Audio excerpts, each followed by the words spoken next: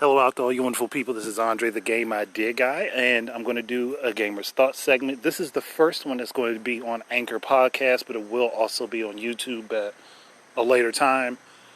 But because of the news of the Xbox Series X being recently divulged to us and the price of the Series X and the Series S, I think I said that right.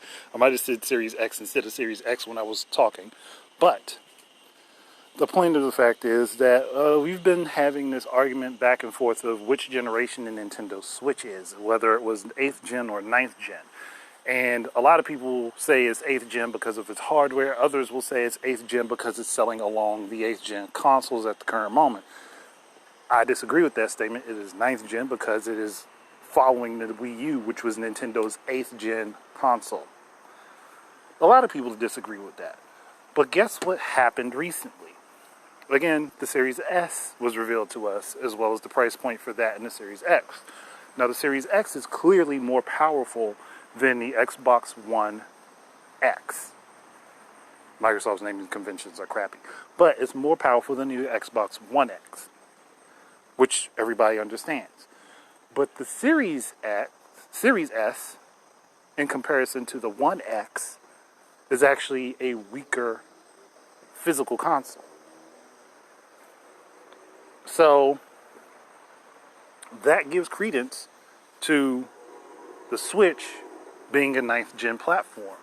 If it's 9th gen and it's less powerful than 8th gen platforms were in consideration. The problem is that people don't understand just because a platform is less powerful than one does not mean it's less capable than that platform. And here's the reasoning. Newer hardware becomes more efficient, meaning you don't need as much to do the same thing. You don't need as much power to be able to be capable of the same thing. That doesn't necessarily mean that the Nintendo Switch is capable of running everything that can run on the Xbox One X. But what it does mean is that this console is more efficient. It has newer hardware to it, which means it's later than hardware that was prior to it. Now, this argument could also be made for PC hardware where there are newer iterations of hardware that come out that are less powerful than their predecessors, but they are more efficient in what they do.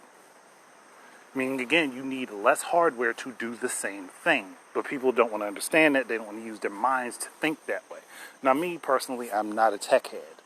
I'm not and never will claim to be a tech head. I'm more the type of person that has a thought process on how things can be done with the hardware once it has displayed what it has been capable of. That's where my mind works. I don't think about the tech in the machines. I just think about the capabilities of the machines based on what the tech has shown us that it is capable of doing. Hence why I am the Game Idea Guy. But I just wanted to get this out there because I think that more people need to actually use their brains and think about this rather than, oh, this console is this generation because of this. Again, and I've used many different examples to say this. Like Hulk Hogan's son is physically weaker than Hulk Hogan, but Hulk Hogan is the generation before his son. Just like The Rock. The Rock is a generation before his children, but he's still physically more powerful than his children. That doesn't make him the newer generation. That just means he's more powerful physically. He's more physically capable. And that's usually how things go.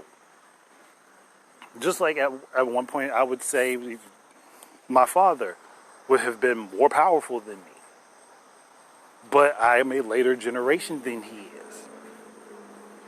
is. It's just simple. Like, generation is based on time and it will always be based on time. Doesn't matter what format, what genre you're using, generation is always based on time. Does that mean that the younger generation or the newer generation is automatically better than the previous generation? No.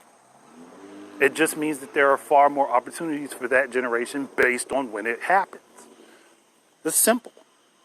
And I don't get why people have a hard time making that distinction, but I'm here to clarify that for you as best as I can. So, for the long run, we are now going to cement that the Switch is 9th generation automatically.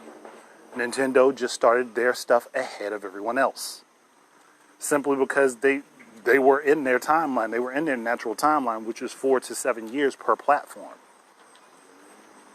The Wii took a longer period of time to come out of generation because it was so successful. It was so successful to the point that they didn't need to rush out their newer hardware, which was the Wii U.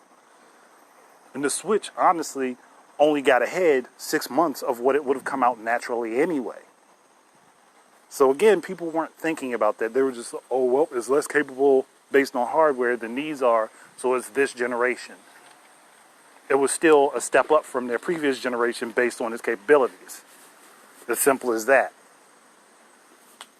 That's all that matters. It's a step up from what they could do priorly, and that also depends on how you look at it, because the Wii U could do some things that the Switch can't unless you have multiple Switches available to you, and that's only if they implement it. But that's it for this discussion. Thank you guys very much for listening. Keep your eyes and ears out for more stuff from me, and until the next time, enjoy your games and peace out.